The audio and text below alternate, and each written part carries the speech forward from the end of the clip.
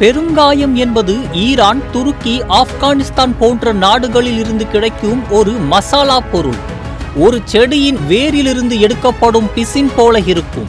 சமைக்கப்படாத நிலையில் இதன் வாசனை பலருக்கும் பிடிக்காது. ஆனால் சமைத்த பின் உணவிற்கு சுவை மற்றும் நறுமணத்தை சேர்க்க உதவுகிறது. சரி, பெருங்காயத்தால் என்ன நன்மைகள் என்று பார்க்கலாம். அதாவது பெருங்காயம் அஜீரணம், வாய்வு போன்ற செரிமான பிரச்சனைகளுக்கு உதவுகிறது. இது பாக்டீரியா எதிர்ப்பு, அலர்ஜி எதிர்ப்பு மற்றும் வைரஸ் எதிர்ப்பு பண்புகளை கொண்டுள்ளது. பெருங்காயம் உடலில் உள்ள நச்சுகளை நீக்கி உடல் எடையை கட்டுப்படுத்த உதவுகிறது. அது மட்டுமின்றி உணவுக்கு சுவை மற்றும் நறுமணத்தை சேர்க்கிறது என்றும் கூறுகின்றனர். வாயு பிரச்சனையை குறைக்க பெருங்காயம் உணவில் சேர்க்கப்படுவதால் அதிகப்படியான செரிமானத்தை கெடுத்து வாயு அமலத்தன்மை, வீக்கம், வலியை ஏற்படும் என்கின்றனர். பெருங்காயத்தை அதிகமாக எடுத்துக்கொண்டால் இரத்த அழுத்தத்தில் ஏற்ற இறக்கங்கள் ஏற்படுத்தும். அது மட்டுமின்றி தலைவலி மற்றும் தலைச்சுற்றல் பிரச்சனைகளுக்கு வழிவகுக்கும்.